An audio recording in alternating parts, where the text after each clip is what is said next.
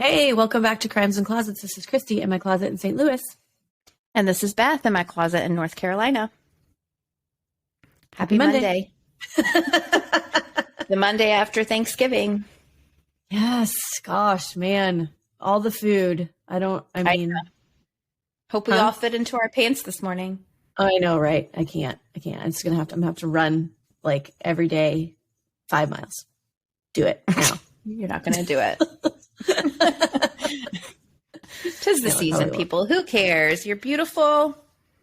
Just the way you are. And now this is also when I'll start making Christmas cookies and just always have them around. Dude, one of the things I miss the most is how you used to make this giant Christmas haul of candy and cookies and all this stuff. And now you live so far away that I can't eat it, which is probably best, but sad. I know. That's my favorite. I don't even like sweets. You know me. I mean, you don't really either. But for some reason, Christmas cookies, I make all the things that I love sweet-wise, which isn't a lot, but I make all of those things. It's just my favorite thing to do. I don't know why. So have you ever heard of bourbon balls? No. Oh my gosh, really? Okay, so it's this holiday tradition in Wes's family that his aunt makes bourbon balls. And they're just, I don't know what they are exactly. It's like bourbon and convection sugar and brown sugar and I don't even know. And they're little teeny balls and they literally taste like bourbon. Like it's a very strong flavor of bourbon, but they're delicious. They're so juicy and just like cake balls almost without the icing. And she gets everyone together and she just puts a bunch of like parchment paper over her big giant island and everyone brings their own bottle of bourbon and drinks the bourbon and makes bourbon balls. And then they make like dozens of tins of them and mail them out to everybody. Oh. Isn't that fun? So fun? Not with her family, with her friends. She does this. Like her and her girlfriends get together and do this. But the bourbon balls are delicious because we always get a tin of them. And every single year I say, I'm going to do something like that. You should. And they're good. They're really good. They really are good. You should make them and send me some. I know. Exactly. That's a great gift too. Because like you've never even heard of them. Nope. And I'll try them. They're good. You'll like them. I don't like bourbon at all, but the bourbon balls are good. Yeah, because of sugar and butter. You're talking sugar and butter. Yes, they make all things good. Yes. As you were sitting there talking, I was just thinking, man, I should like get a group of ladies together, like my bachelor ladies. And be like, hey, you want to come over and everyone bring a cookie recipe and we make a bunch of cookies one night and then just like share them or make them in advance. Yeah. Or if you make them in advance and then just come and everyone makes tins of everyone's cookies. So you have like plethora of cookies. I think it's variety together. But anyway. I agree. I mean, I don't like baking at all, but. Well, I don't either, but I would do it sitting there with a glass of wine, like BSing whatever with a bunch of ladies. Well, there you go. What is your all's Christmas baking traditions? Holler back. Now that we passed Thanksgiving, we can say, hey, give us your Christmas traditions. Yeah. Be fun. Maybe we'll adopt one or more. Yeah. True. I like hearing because anything's better than the dang elves. So give us some more. Lord, they're coming. Mercy. Sorry to put a damper on your day, but they're coming. In great news and super exciting news, we have some Patreons that we would like to shout out. We've got some new Closet Sisters in the house. So we want to give a big thank you to Irish S and Alex A. Thank you for joining our closet and we appreciate you. Welcome, guys. Thank you. Welcome in. Yes, we have so much fun over there. I just so happened we just recorded a very sad December Patreon. So that is coming. It's a Christmas massacre. Don't you want to say was miracle coming out of your mouth? No. Because when I think like it's a Christmas and I just want to say murder, but it's kind of different than that. So I said massacre. So okay, gotcha. Anyway. Yes, join and listen. And there's like, I don't know, what, 12 other episodes on there? I don't know. Well, there's there's more than that. There's 20 some episodes over there. Right. But I was thinking like more of the like crime cases. Oh, yeah. You know, because we do one like silly, sometimes product stuff, what we're watching, blah, blah, blah. And then we do one crime one a month. So yeah. We didn't do a what we're watching this month. No, we did not. Because I am only watching Yellowstone. Yes. Yeah, it's true. Stop. Very true. Very really, true. really good. Agree. Emery and I just finished watching last night. Like we did too. Watch it last night. We were watching together. We didn't even know. Oh, yeah. Oh, how nice. We probably both knew that we were watching shows with our husbands because we weren't texting. So. That is so true. Yep. Funny. We're all synced up. Oh gosh. Anyways. Well, do you have anything else? No, I don't either. I hope everyone had a great Thanksgiving. Yeah, same. Yeah. So, but I guess we do have a surprise for you. So I guess we should just kind of get into this episode. Let's get into it. Okay.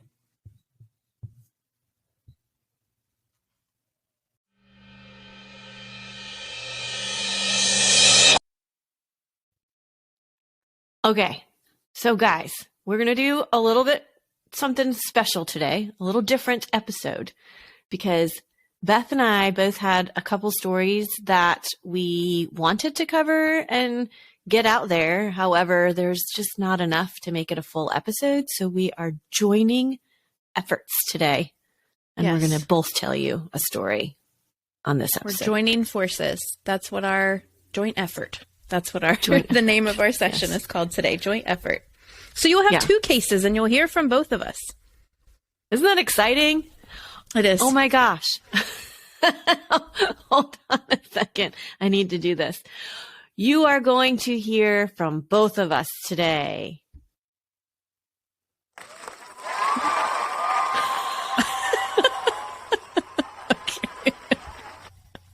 Okay.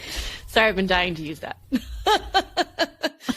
Felt like the only appropriate time to possibly do that.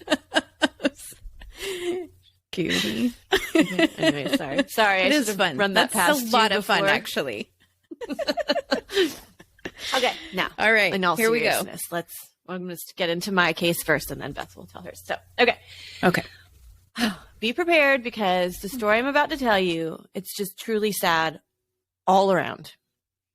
Their mental health plays a huge part in this story. Oh, no. And yeah, so I just felt like it was a story that needed to be told. So there's your trigger warning too. If intense stories of mental health are tough for you, then this might not be the right case for you. And you may want to fast forward to Beth's case, unless she has a trigger warning for that one too, which I'm sure she'll tell us. So, okay. This is the tragic story of Edward and Sean Fitzgerald.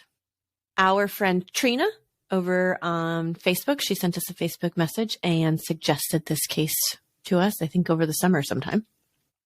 Okay. So, thank you, Trina.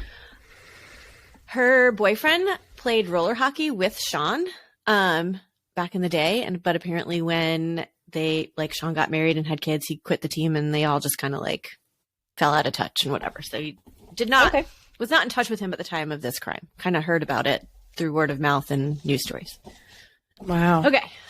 Yeah. And actually, Trina and I, when we were writing, she was saying that she couldn't believe it took him so many years to tell her this story, knowing how much into true crime she was. She was like, what the heck? Why didn't he tell me this so long ago? But anyways. Okay. So Edward Fitzgerald was born in Massachusetts, and he went to Tufts University in Boston. He earned his medical degree in 1970, and he was in the Air Force Medical Corps in Colorado Springs. I mean, I'm sure he was in multiple places, but I know that he was in Colorado Springs at some point. Okay. He married his wife, Kim, and they welcomed their first child, Sean, into their family while still in Colorado on April 25th, 1972. Soon after that, they moved to Rochester, Minnesota so that Ed could do his medical residency at the Mayo Clinic there. You've heard of the Mayo Clinic, right? I feel like that's like a famous kind of place. Yeah, I may have heard of that. Sean attended preschool and kindergarten in Minnesota, and then the family welcomed 2 more children into their family. I don't know if they were in Minnesota or it was after they moved, because like that kind of timeline stuff isn't very clear and not really spelled out. But I know that he has 2 younger siblings, Allison and Ross. And at some point, well, in 1978, they moved back to Colorado Springs. So somehow in all that time, they had 2 kids moved. And this is why these are smaller cases, is because there's not a lot of info. Just wanted to remind people. Yeah, exactly. Because I say that a lot in mine too. Oh, okay. I don't know that part. I don't know why I have. So this is, you're getting what you're getting this time. Okay. So Ed became a prominent orthopedic surgeon specializing in ankles and feet. Edward was described by all people as being kind-hearted and generous. And over the years in Colorado, he would volunteer his services at a clinic. I don't know what clinic, but a clinic, his medical services. And he would also wash dishes at the local soup kitchen. Wow, that's awesome. Lovely man. As his children grew up and grew their own families, Sean was kind of like a wanderer and moved around to different places. Ross moved away to Texas, but Allison stayed close by.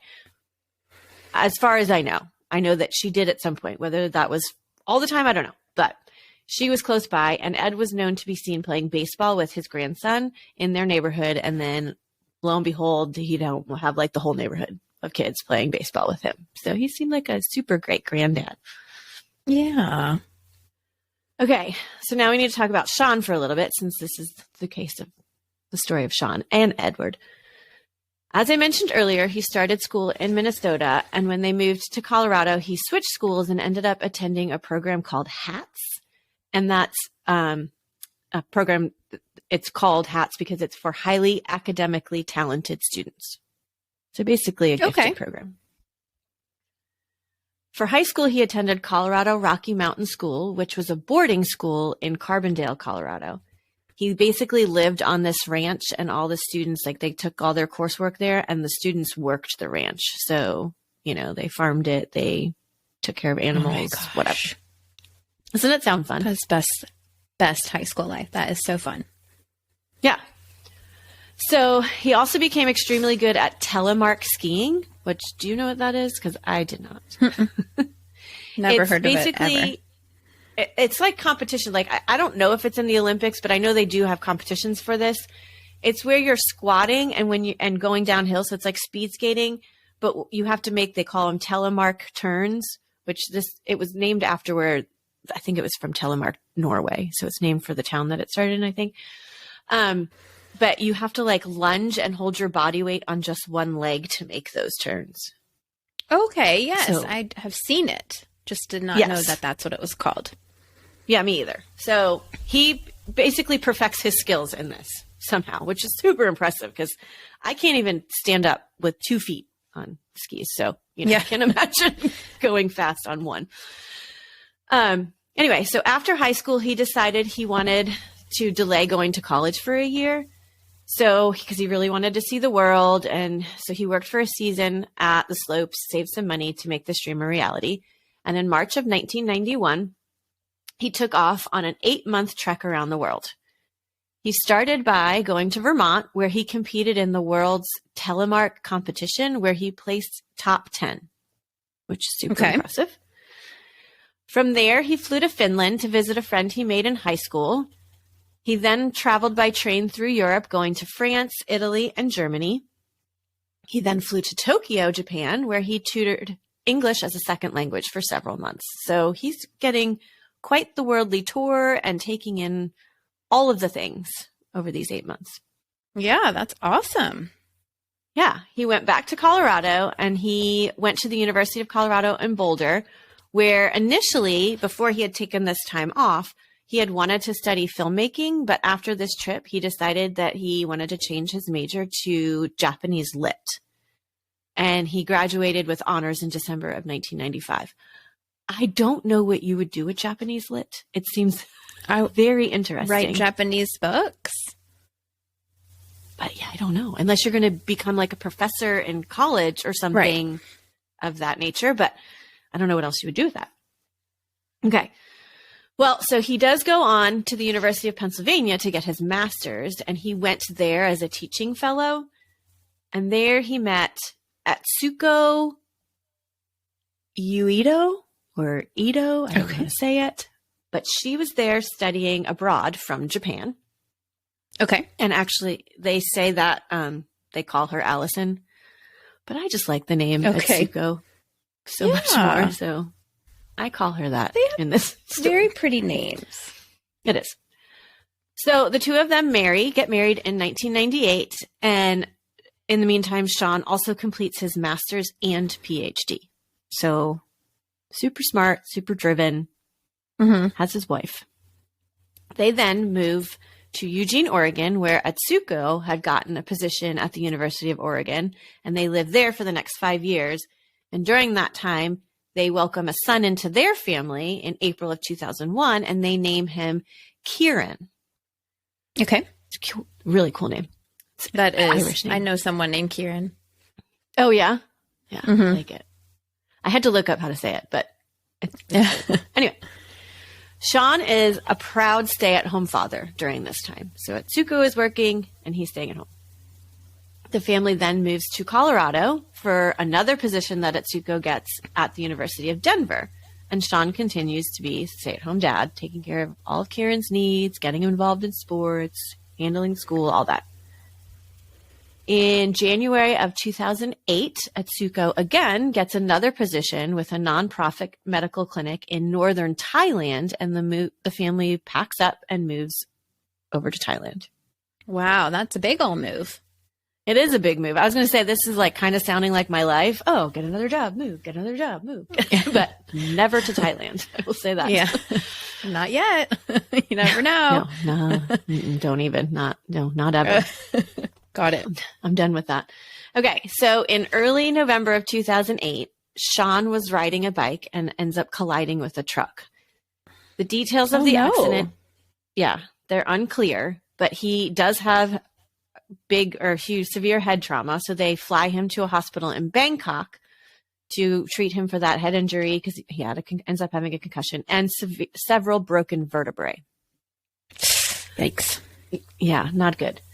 Atsuko said that after this accident, he kind of seemed to be in his own world, and there were reports of his mental state kind of deteriorating, even from the hospital. So Ed and Kim, his parents, decide, all right, Ed, you should go to Bangkok, pick him up, and bring him back home so he can fully heal here. And we know that he is like the best of everything here. So that's what Ed does. Within days, I don't know exactly when, but it's within days of this happening. When Ed and Sean are on the plane coming home, Sean told his dad that all of the people on the plane were CIA agents and that they were all following him. Okay. So, yeah, he's having, kind of delusions about things around him. And there were speculations that these kinds of things were kind of happening before the accident too.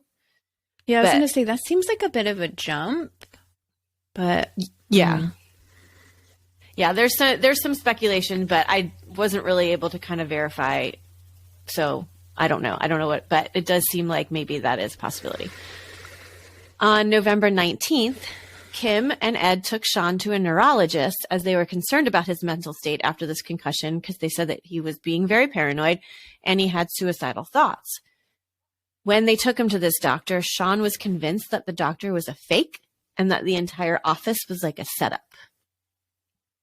And he's telling his dad this in the office. The doctor informed Ed and Kim that it would take at least 6 months for Sean to recover fully from this head trauma, and just that they needed to be patient. And he prescribed him Ambien to help him sleep and Lexapro for his depression. Okay. That same night, Ed and Sean sat talking for a really long time, and Ed even mentioned to Kim that he thought, well, he actually sounds a little bit better tonight. You know, he kind of had talks with him about how, well, what you're thinking about that isn't really real and whatnot. And, you know, it's just not happening. And so he felt like Sean was kind of receptive to it at the time. But anyways, so they end up going to bed. Kim gives Sean an Ambien and one Lexapro, and he goes to bed, and then they walk down the hall to their bedroom. Very early in the morning on November 20th, around 2 a.m., Sean walked into his parents' bedroom. It woke his mother up, and she was looking at him, and he was walking straight over to his father's side of the bed, and he had a knife in his hand. He climbed onto his father, and Kim was yelling at him to stop and trying to push him off, but Sean proceeded to stab his father once in the chest and once in the abdomen. And I think she was able to push him off at some point, and he just walks out of the bedroom. Kim calls police immediately. They arrive to find Ed in bed, and he had already passed. Sean surrendered himself to the police, informing them, "I did it. I killed my own father in front of my mother." When he was being questioned by homicide detectives, he stated, "I was convinced he was Satan. I have never had those thoughts before." So almost seems like, well, clearly he had some sort of break, and now he's a little bit more coherent. Like he knows what he did, and he knows what he was thinking when he did it. He was arrested for the murder of his father, and the DA filed first and second degree murder charges against Sean. And in March of 2009, a judge ordered him to stand trial, and Sean's attorney immediately entered a plea of not guilty by the reason of insanity, because he was saying that he was so mentally imbalanced, he doesn't even understand the legal proceedings against him and can't assist him in his defense. He's like, you can't even help me in any way. Right. So they ordered a mental evaluation. His case moved pretty slowly, but in September of 2009, there was a half-day non-jury trial. Several medical experts testified that, and they differed slightly on the description of his illness, but they all agreed that he was delusional at the time of the murder. A forensic psychiatrist even suggested that he may have veered into the truck that he had had an accident with in Thailand. We don't know because the details are unclear. But based on, I guess, his evaluation, he felt like that was a possibility that he had actually done it on purpose. The judge ruled that Sean was unable to tell right from wrong the night of the murder, and he was found not guilty by reason of insanity. And he was placed in the custody of the State Hospital of Pueblo in Colorado. So many families attended the trial in support of Sean, including mom, brother, sister. They had said that their father had taught them to love and forgive. And in order to honor his memory, they wanted to show Sean love and forgiveness and be sure that Sean got the help that he needed to recover, because that's what Ed was intending to do. Like, he went and got him from Bangkok to get him the help that he needed. So they wanted to honor him by seeing that through. Sean spent several years in the hospital, but then it was determined that he could go out and live on his own, but while staying underneath hospital supervision, which apparently, I mean, this is the whole purpose of not guilty by reason of insanity, is that you hopefully rehabilitate them to the point where they can then rejoin society. Like, they didn't know what they were doing when they committed this crime. Right. Yeah. And that's kind of, what his sister had had done an interview with for an article, and that's what she had said. She's like, that's the point. So we want to make sure that that's what he's actually getting to. Clearly, if it doesn't happen, then they don't want to force that issue. But anyway, so he is able to live on his own. He has his own apartment, and even started his own small business called Local Reach Marketing, which he did web design and helped small businesses grow their online presence. I will say, if you look that up, don't click the link to his business page, because it goes to a Japanese porn site, just so you know, little FYI. Okay. Got it. Yeah. Like, well, because it's not in use anymore, and I don't know why it does that, but that's what it did for me. So I was like, whoa, no. Like, click off. Don't leave that on your computer. Yeah. So anyway, okay. Although Atsuko and Sean had divorced over the years, Sean maintained a relationship with Kieran, and Kieran and Atsuko had moved to Japan, and Kieran would travel back to Colorado in the summers and for some Christmases. He spent as much time as he was allowed to with his dad. So it was good that he was able to maintain a relationship with his son. Sean was a proud father and would often brag about all of Kieran's achievements, including the fact that he had just graduated from the American school in Japan in 2019. Sean spent 10 years trying to forgive himself for what he had done to his father when he was not the most stable mentally. But unfortunately, on June 3rd, 2019, he completed suicide. Oh. So that's the story of That Sean is and sad. Ed, which is just extremely sad all around, because clearly this was a psychotic break that he had, and he performed this awful action, killing his father, and then kind of, from what I could tell, rehabilitated to a certain point, but probably was not fully there. And maybe, I mean, ultimately, I would imagine just couldn't live with the guilt of what he had done, even though he wasn't, able to control that. Anyway. Right. So there you have the story of Sean. That is sad. Mental illness is real, and it has a lot of victims. It does. I mean, that whole family was really victimized by mental illness. We need to do better. Yeah. Just as a we do. society. For sure. Recognize it, get help before these breaking points happens. I realize sometimes it is unavoidable, but a lot of times it's not. So that's sad. Yeah.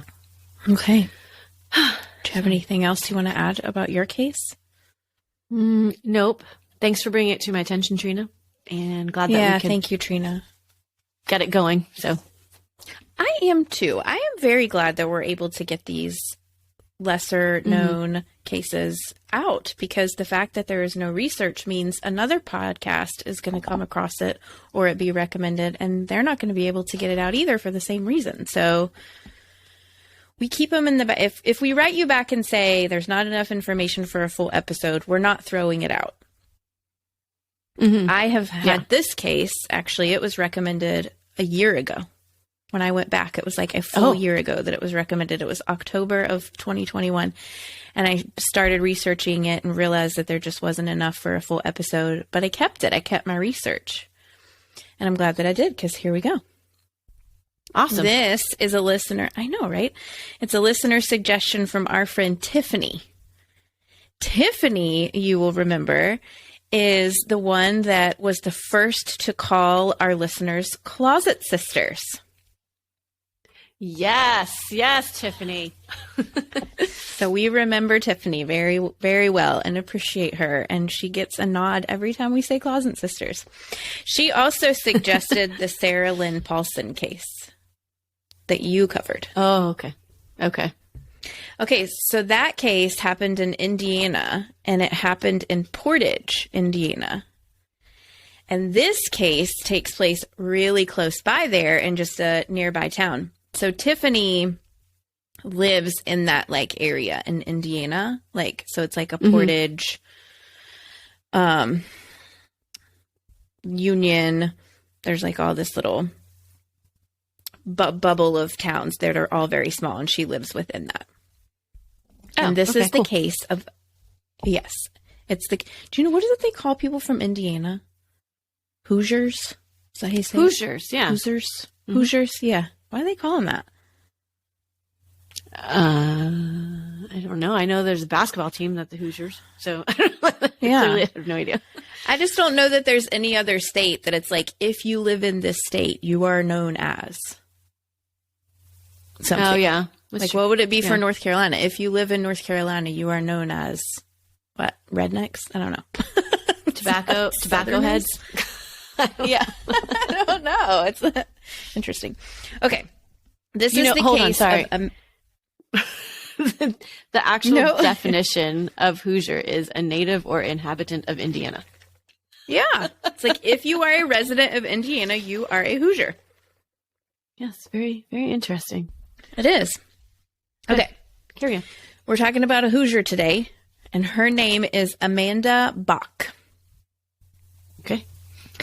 Amanda Alexandra Bach was born on July 7th, 1992. This makes her a Cancer. Amanda grew up in Portage, Indiana, which I know you know because you've been there before, but it's in the northern part of Indiana. Mm-hmm. Amanda was born to parents Bill and Sandra Bach, and she had one sister named Sarah. Amanda enjoyed running, basketball, hiking, and going to the beach. She was cute as a daggone button. She had long hair, really pretty brown eyes, and she is described as vibrant with an incredible smile. Amanda graduated from Portage High School in May of 2011 and was working as a hostess at Quaker Steak and Lube. I haven't heard of that in a long time. What? You know what? I had to look it up because I was like, Quaker Steak and Lube. I'm like, can you get a steak and an oil change at the same time? Like, get it, Midwest. That is some like efficient. Like, sign me up. Steak and a tire rotation. I'm here for that. Okay, that's not what it is. Do you want to tell them what it is? I mean, the only way I can describe it, and maybe I'm remembering it wrong, it's kind of like a steak and shake. Like, it's just this, like, diner-ish kind of place. It's like an old-timey diner, but it is made to look like a, like, repair shop. Mm-hmm. Mm-hmm. Like an auto repair shop, but it's just food. They have the best wings in the USA, according to the Sun. Okay. Oh, okay. So, but I did think that was funny. I was like, steak and lube. I'm going to have to Google that. Okay. So at the time of our case in 2011, Amanda was 19 years old and she lived at home with her parents in Portage. And she had recently broken up with her boyfriend, whose name was Dustin McGowan. Okay. So I'm going to talk to you about Dustin for a minute. So Dustin lived in a nearby town named Wheeler, Indiana. And Tiffany was telling me, because I was real confused about this. So Wheeler is like super tiny, like don't sneeze when you drive through it because you'll miss it kind of thing. And it's like an unincorporated township. Mm-hmm. And it's in Union Township, which is where Tiffany lives. Okay. So he lived there in Wheeler, which is really Union Township. His parents had... No, he lived with his parents there, and he had gone to a high school close by to where Amanda went and graduated around the same time. His father was a local police officer, and Dustin and Amanda had dated on and off for about 2 years. So like the last 2 years of high school, on and off, back and forth kind of relationship. But at this time, they were no longer together. I don't know why they were not together. I don't know what happened. Again, that's why these cases are shorter, is there's holes. Mm-hmm. So they were not dating at this time.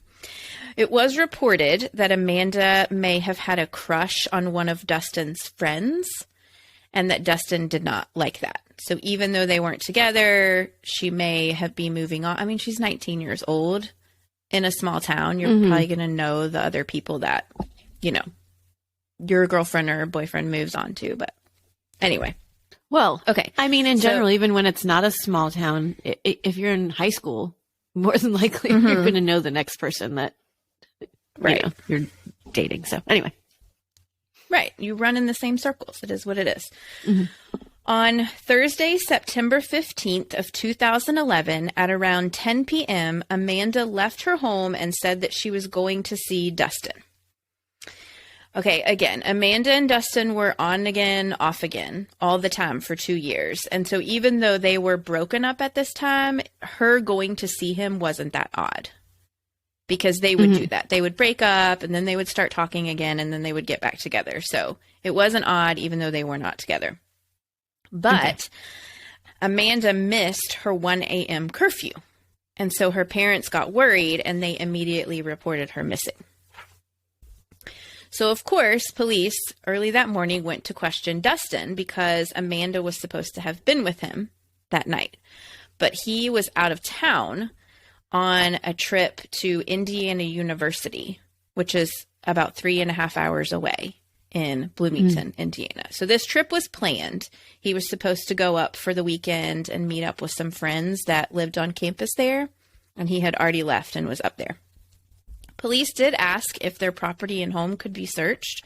Like, well, Amanda was supposed to be here. Can we just look? But Dustin's dad, whose name was Elliot McGowan, who, remember, was the police officer in town, he refused to let them. He was like, no, you cannot come on my property. Huh. So it is, yes. Exactly what happens next is not super clear. Again, there's a lot of missing information. I'll tell you why I think the information is not out there later, but this is what we know.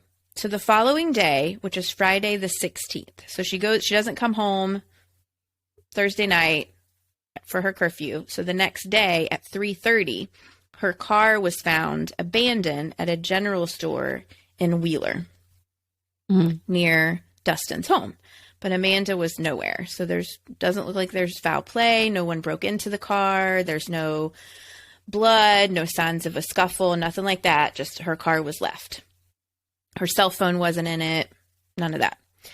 So search parties were sent out all around Wheeler and the surrounding area where her car was found. And on Saturday, September 17th, so 2 days after she went missing, volunteers found the body of Amanda. Her body was found in a wooded area near railroad tracks in Wheeler, this tiny little unincorporated town. It was 300 yards from Dustin's home. Oh. Which is not far. Amanda's cause of death was a gunshot wound to the throat. The throat? I know. That took me aback, too. Yeah, and that's just a very strange location to shoot somebody. I agree. Very strange. It is reported that she did die instantly and that she didn't really have any other injuries. Okay. So, Amanda Bach, 19 years old, been murdered. Neighbors of the McGowans, so Dustin's family, reported hearing voices outside of their home around 1 or 2 in the morning. One neighbor claimed that she heard a female voice saying, "I can't believe this is happening." And then a male voice repeatedly saying, "Amanda, get up." Huh? It is not said anywhere if anyone heard a gunshot. If they heard it, it's not reported. So, of course, now Dustin is being looked at as their prime suspect. So they do end up searching their home, but they find nothing. No gun was found near Amanda's body, so there's no murder weapon that they know of. Police also called law enforcement in Bloomington, Indiana, so the college where Dustin was at, and they sent their law enforcement out to apprehend him on the campus. And he was very cooperative. He came with the police, and he was brought back to the Wheeler area where he lived. He was charged with Amanda's murder. Dustin pleaded not guilty. He said, "I have nothing to do with this. I am innocent." Dustin went on trial in February of 2013.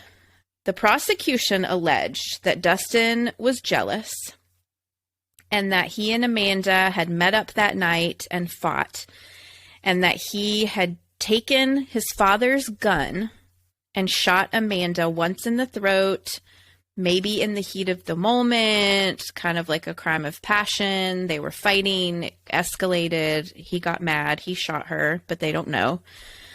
The gun used was never recovered, but they did have a bullet that they found in Amanda's body that was linked back to a gun that his father owned, but his father couldn't find the gun. Okay. So it would indicate that maybe Dustin had taken it and discarded it somewhere. They did have cell phone pings of Dustin's that showed that he and Amanda were at his place at the same time, around the time that they think that she would have been killed. And then they also had like vague cell phone pings that may have put him in the vicinity of where her car was left. But like, Okay, it's but a if it- big radius and it's a tiny little township. Right. That's what I was going to say. Wouldn't it be, possible that he could have pinged there because he just happened to be somewhere close by to that general Yes. store? Wasn't it a general store? Yeah. Yes. 100%. Okay. Yes. It's very circumstantial. Dustin claimed that Amanda did come over that night, but that she had left and that he did not know what happened to her after that. So, and then they had these witnesses too, the neighbors saying that they heard voices and all that stuff. However, Dustin was convicted of Amanda's murder and he was sentenced to 60 years in prison. So Holy he was cow. convicted of, I think, first-degree murder. Again, I can't find it. At his sentencing, when Dustin was asked if he wanted to make a comment, he said, quote, "Nope, I don't think this court deserves it." Okay. Oh, wow. Oh, yeah, it's not nice. Like, rude. All of Dustin's family and Dustin himself claim that he is innocent. Now, interestingly, since Dustin was arrested, police have also looked into his father, Elliot McGowan. So he's the police officer in a nearby town. Neighbors, the same neighbors that said that they heard voices, reported that Elliot's patrol car had been parked at their house that same night, which would indicate that he was there when she was murdered. Again, the bullet that was found in Amanda's body matched the type of gun that Elliot owned. And Elliot said whenever they were like, "We need your firearms," he couldn't find that gun. So police suspected. What was you going to ask? Well, I'm just curious about this. I don't know where the firearm is because I'm pretty sure that police officers have to have very good record keeping and control of all of their guns. Because, like, my dad is a police officer, and when he was getting rid of guns, he had to like legally sign it over to like my cousin who he gave them to, and like it had to That's be everyone, like there was a by the way. path. Yeah. So the fact that this police officer doesn't know where his gun is and he's not reported it at all is Well, he said he very didn't suspect. realize it was missing until they asked for it. Okay. And so they came to him and they were like, "We need all your firearms." And then he was like, "Oh, shoot, this one is missing. I don't know where it is." And it just so happened to be the same caliber as the bullet that was found in Amanda. So police suspected that it was Elliot's gun that had been used to kill Amanda and that he may have helped Dustin hide the gun after the murder because it was missing and possibly help him with Amanda's body. So kind of like an accessory is what they were looking into him. Okay. After Dustin was arrested, an investigation was opened up into Elliot, but no evidence was ever found to like concretely charge him. And that investigation was discontinued in 2013.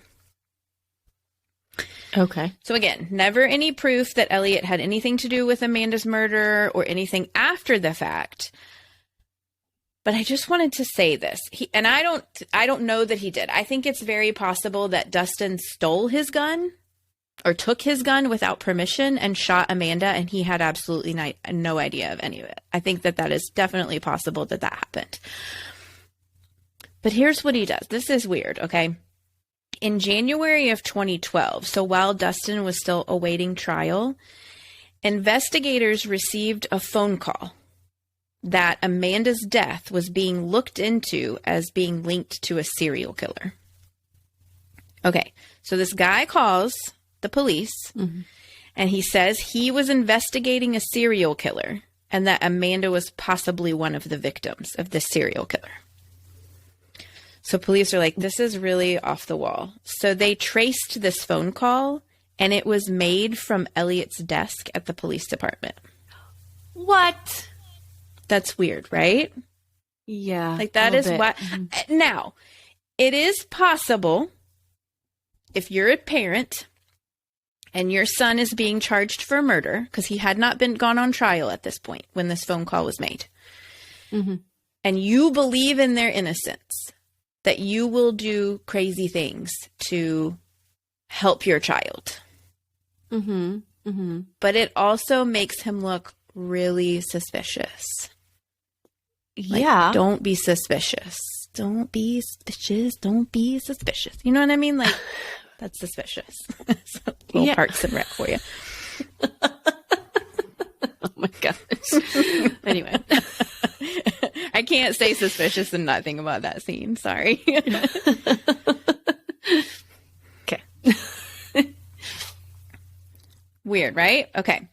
So then in February of 2012, so this is a month after this phone call was made, Elliot announced that an anonymous donor had offered up a $10,000 reward for any leads to help find Amanda's real killer.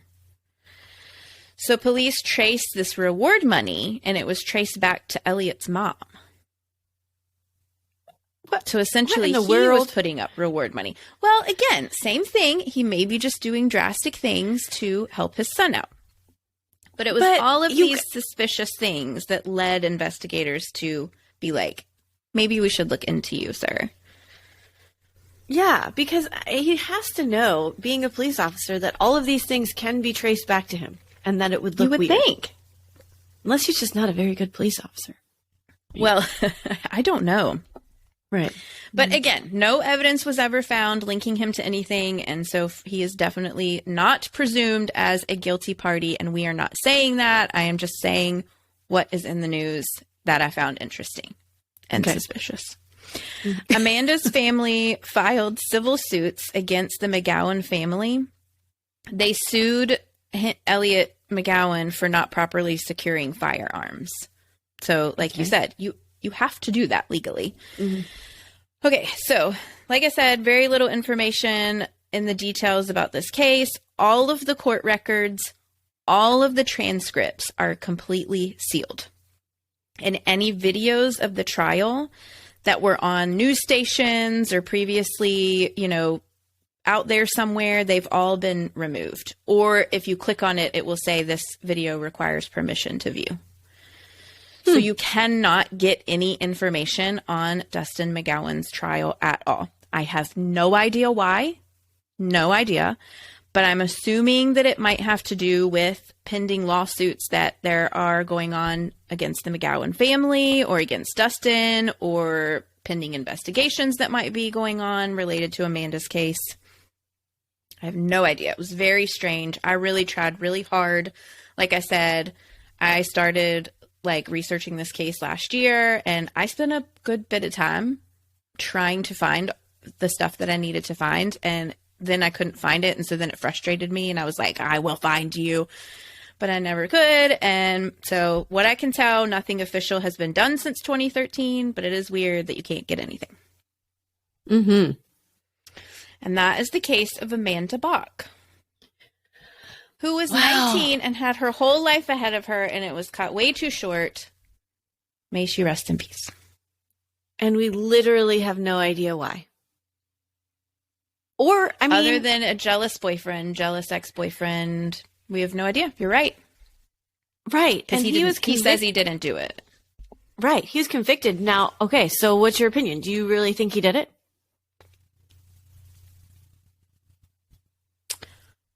I think he's the most likely. There's no one else. He was with her. Right. For sure, we know. Because she was going there, and he said she was with me. And then she winds up dead 300 yards from his house, shot with a gun that no one can find. Yeah, I think he most likely did it. Right. That we don't know for sure came from that gun, but it's likely.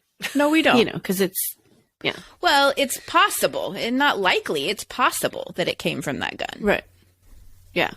Right. Yeah, exactly. Yeah. We just But the don't know neighbor for could sure, have had 'cause a we gun don't- that was the same caliber too. That would be just as possible. But it's very circumstantial. Yeah. To me, it's like, wow, he's convicted and sent to prison for 60 years. I mean, yes, I'm like, oh, well, it really sure looks like you kind of case, but not a, Right. you proved without a reasonable doubt at all. No, I don't know what I would have done had I been a jury, because I can't get the court records. And so I don't know if there was other things that were presented as evidence that we don't know about, that weren't reported on, because I can't get the records because they're all sealed. That's so crazy to me that all that stuff is just like gone off the internet. Mhm. It really is. You know, like, yeah, because I ran into that with mine. There was like talk about this, my guy being on a podcast, and like all of the links that say like, oh, here's the link to the original audio, but it's all gone. Everything's just gone. Mm-hmm. So anyway, It's very frustrating. so fascinating to me because I feel like, don't they say it's never gone Yeah. on the internet? Well, yes, But until anyway. legal entities get involved, and then somehow Yeah, that's true. things find their way of disappearing. But anyway, it's all very suspicious. That's true. Wow. Keep saying suspicious. It is very, Word of the day. yes. Well, it is. It is very suspicious, and Dad seems suspect to me, as the kids would say. Sus. He's sus. Oh man, yeah. I don't know. Something. I mean, yeah, I get being like a crazy parent trying to get your kid off, but like, I don't know. Well, we've talked about this before. I think don't that know. if our children were to do something like this and commit a murder or like a crime just in general, I would let them be punished. I would not cover up for them. I would love them through their punishment, but I would be like, I am not helping you with this. Like, I'm not lying for you. I'm not covering stuff up for you. It's on you, man. Yeah. Yeah, you did it. Mm-hmm. Do the crime. And I'm Serve the heartbroken time. and sad. And like I said, I'll love you through it, but I'm not going to help. Don't call me to bury a body. Gosh. I'm not going to do it. Won't either. I am afraid of prison.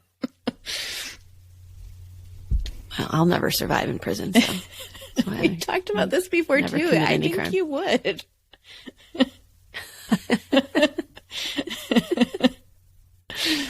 Oh my goodness. Anyway, well, gosh, I'm glad that you saved it and didn't just like poo-poo it away. And because it's definitely an interesting case. It's just there's not enough out there for, not enough information for us to like go on. But Yeah. thanks for bringing it to our attention, Tiffany, too. Yes, Tiffany, and So- same to you on your case. Fabulously done. You did well with what you had to work with. And I'm glad we can talk about these cases. So again, we appreciate y'all for sending stuff in. We can make it work. Sometimes it just takes patience. We hope you're still listening after all that time. Yeah, right. Yeah. So thank you guys so much also for listening. Do you have anything else you want to add? I don't think so. Okay. We will be back at you next week with a normal case where you will just hear from one of us. But we will keep this on our radar to do it again sometime if the opportunity arises. Come find us on social media. Come find us on Patreon. We have a lot of fun over there that's off our beaten normal path of cases. We appreciate you. We love you. Happy Monday. We'll see you next week. And always remember, the world is scary. People suck. Hide in your closet.